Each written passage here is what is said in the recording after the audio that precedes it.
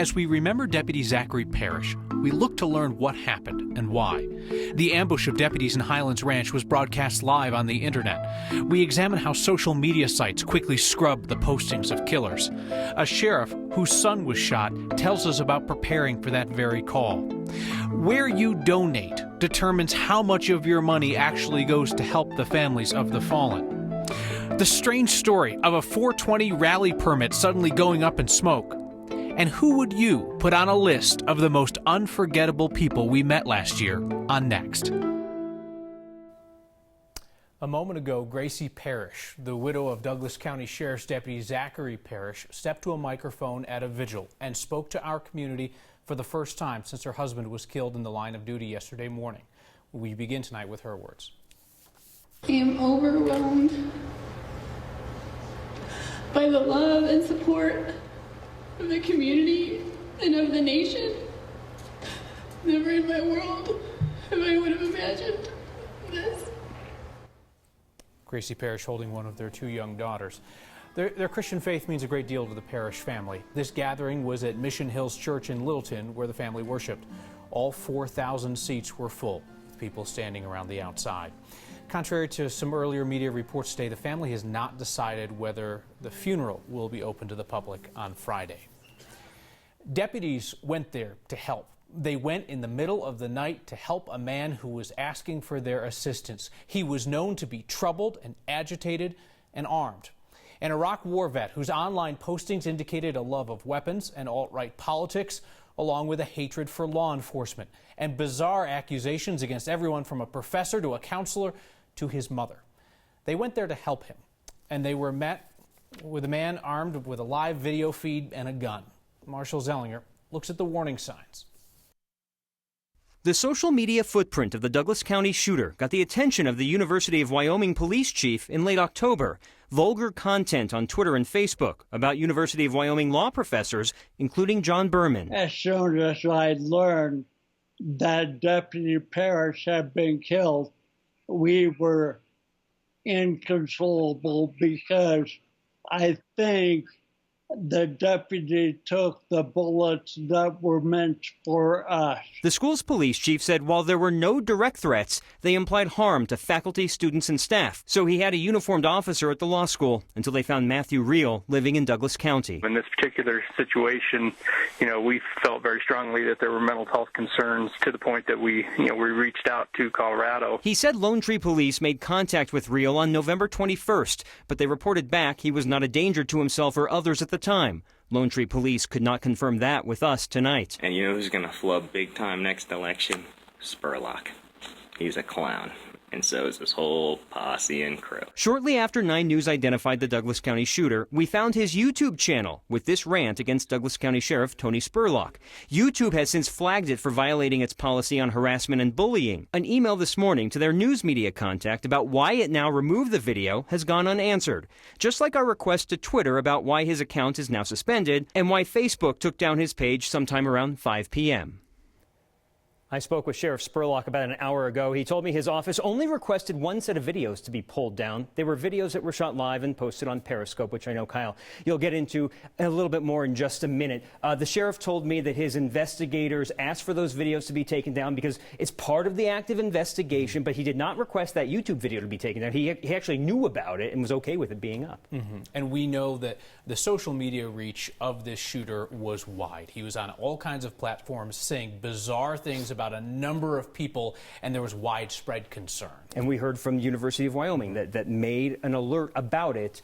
We're still looking into what happened as a result. All right, Marshall, thank you.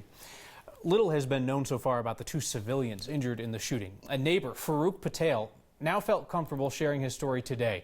He told us how he was crouching in the apartment hallway protecting his wife when he was shot in the shoulder. Loud gunshot noise. Boom, boom, boom, boom. And I can hear the flare, because it's dark and, flare. And then all these pellets and bullets, most of those, come through my window. And then I was hit right here on my left, but it was like a bump. The bullet that hit FAROOK appears to have passed through his bedroom window. He will be sharing more of his story on 9 News later tonight.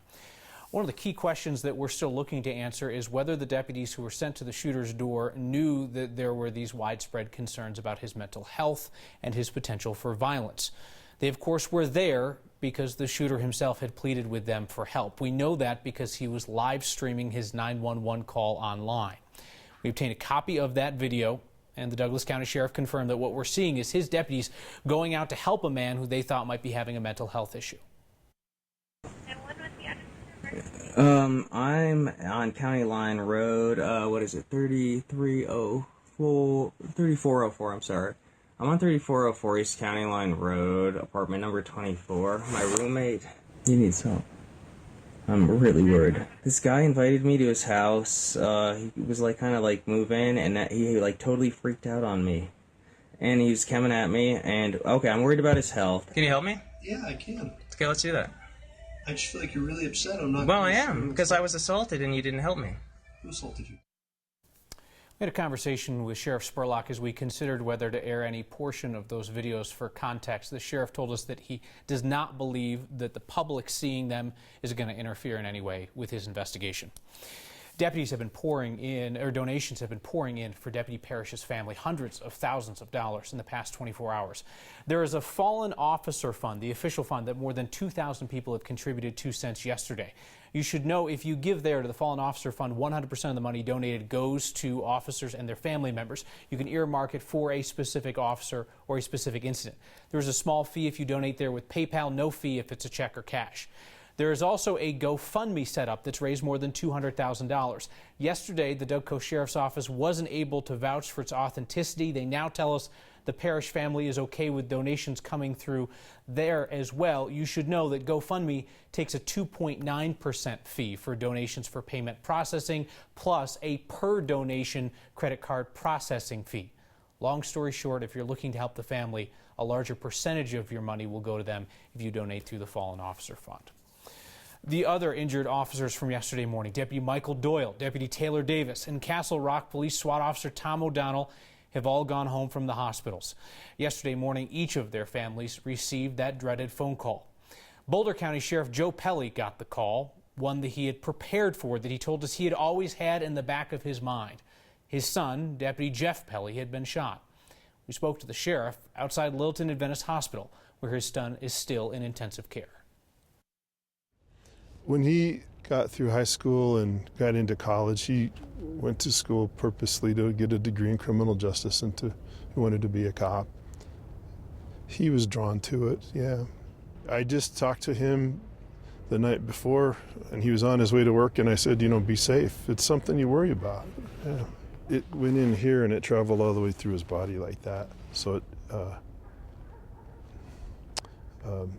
did a lot of damage on the way through. You know, he was just trying to deal with the incident and didn't know that his friend had been killed yet. And so we had to have that discussion, you know. So the first part of our meeting was emotional, and he has since lightened up and starting to use his cop humor again. But he nearly died. The bullet just missed his heart. He's got a lot of internal damage. He lost a lot of blood. But one of his fellow deputies kept pressure on the wound, and they got him loaded in a car and got him here quick, and the surgical team was phenomenal. And, you know, I think he's going to recover fully physically. It's a very emotional event. He lost a friend and was exposed to a lot of trauma, so, you know, worried about that too.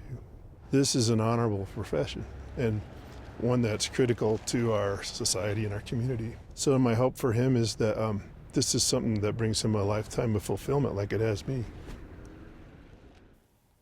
Sheriff told us that he believes that his son's going to be in the hospital a little while longer to recover. As you heard him say, he believes he'll make a full recovery. DIA got some good news recently. The Federal Highway Administration has approved the airport's plan to remove a stretch of Pena Boulevard from what's called the National Highway System. We've explained to you why this matters. It's the enormous new light-up sign along Pena. DIA wants to put ads on the sign to pay for its costs. They couldn't do that with that federal designation. They're now working on an ad plan with the new go-ahead. They think they'll be able to pay off the sign in about 10 years. It seemed too perfect. A guy named Smokey would get the permit to host the 420 party at Civic Center Park. Denver's parks director didn't use the word perfect when she rejected his application. She used the words misrepresentation and deceit. We showed you the surveillance video of Smokey getting to the permit door one step ahead of his competition just before Thanksgiving. But now recently the city has denied his application. The parks director says he lied to get into the building from a different entrance and then turned in an application filled out by Miguel Lopez. Remember that name? He's the one who was banned from organizing the 420 Fest after it trashed the park last year. One of the reasons the city thinks somebody else filled out Smokey's application is a little something our Marshall Zellinger noticed after a public records request. I have a copy of the permit right here, and you can't make this up. He spelled his name wrong 3 times. He never even spelled Michael correctly. My identity was taken. Somebody was using it for 8 years. It took me 2 years to clear my name. So I learned my lesson never to sign your name on any public paperwork that anyone could take. That's why I signed my name like that on purpose. You purposely spelled it differently Yes. in different parts? Yes, I just fought identity theft. Smokey and his lawyer plan to fight the rejection. In the meantime, the group that he was racing to the door, Euflora, they find out if they will get approved for the permit. Coach Vance Joseph's sticking around. I have but one question for Broncos insider Mike Kliss, and we will revisit 9 people that we met here in 2017 and cannot forget.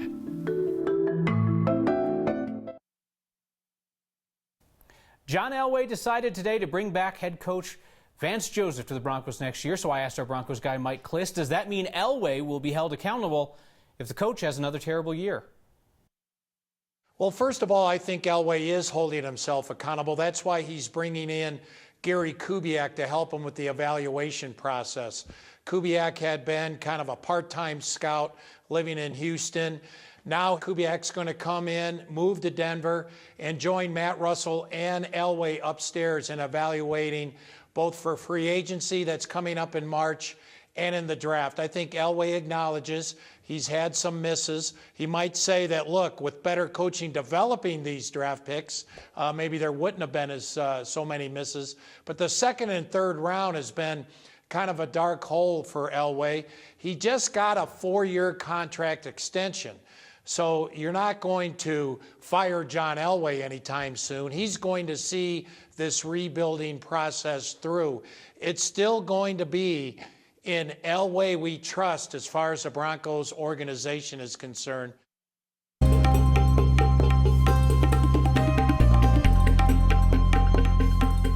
Hi there, Happy New Year. I'm meteorologist Kathy Sabin. We usher in the new year with a lot of cold and maybe a little snow. And then there's the supermoon, the wolf moon, big bright moon out there tonight, the biggest and brightest of the year. We have a second full moon at the end of the month, but this one spectacular as it is rising over downtown Denver as we speak. Right now, 15 degrees at the airport, and we do anticipate that temperatures are going to continue to plummet tonight. The sunrise shots coming in this morning have really been spectacular around the area, but the big story has been the cold. High temperatures today in the mid-20s. The wind chill advisories have canceled out for the far eastern plains, but it'll be at least another day, maybe 2, before we manage to see those high temperatures rebound back into the 50s. So do look for overnight low temperatures, again, back in the single digits for many areas, with high temperatures tomorrow warming slowly. I do think we have low 40s tomorrow after a very cold start to the day, and then temperatures will be back in the 50s by the early part of next week.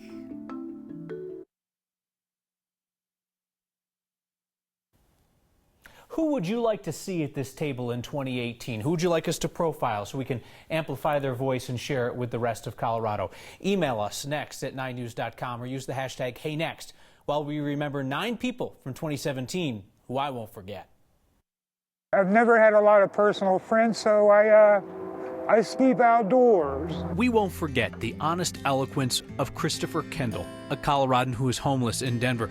He describes himself as an atheist, but he was so moved by the sculpture of a homeless Jesus on a bench in the city. What could be more powerful than a man that we hold in such high esteem, sharing, quote unquote, our experience? It's a very powerful symbol. The meaning of house and home was tested in Longmont. We remember the courage of a public housing tenant named Ray Appling, who knew that warrantless searches raised constitutional questions. This is a rights issue, not whether or not you have something to hide. Her tip led to the public scrutiny that caused the Longmont Police Department to stop those searches and admit they were wrong. Bill Hammonds may want to forget his interview on Next. The Unity Party candidate for governor had received glowing media coverage over promises of centrism. It was another campaign goal that we'll remember. But I want to ask you about your plan to have Colorado secede from the United States, join New Mexico and California in forming a new nation, take over parts of Mexico using force if necessary, and give Colorado a path to the sea. Well, tough question to start off with. It's your number one position as a gubernatorial candidate. I wouldn't say number one. Maybe it might be listed number one. It has a little number one next to it, okay. But that got some buzz. So did this. Way down in Westcliff, we met John Creed, who'd built hummingbird helmets for a better view of wildlife. Come on in, the nectar's fine. He's doing a selfie with the birds. That's cool. We can't forget Louise and her family in Centennial, teaching us about albinism and about gratitude. Louise, what's the best part about having albinism? Because I'm beautiful, because I have glasses and hat. I wear it outside. We met Kathy and Herb at the end of her life's journey. She was one of the first Coloradans to legally seek a doctor's help to end her life. Herb graciously allowed us to check in to see how he's been doing over the last year. I'm okay during the day. At night, once it starts getting dark, it's like the whole world kind of closes in a little bit, and that's when I miss her the most. Herb's honesty has reminded us that stories don't end when attention fades, and that so many Coloradans are living with loss. Coloradans also live with joy. Hello, good partners. And that's what we'll remember Cowboy for his signature style that draws people into the supermarket in Arvada. He's always smiling. That is a key of being up front in this environment, and he's making other people smile, and that's contagious. We squeezed in a visit to see the last person we won't forget, right before New Year's. I am Dion Fisher, and I am me. Millions have seen the video online of Dion Fisher out at the piano on the 16th Street Mall. When we went by, we saw a man who's a patient teacher and a thoughtful artist. I'm certain it's not the last we've seen or heard from him. Your wishes for the new year are next. Dion, please play us out.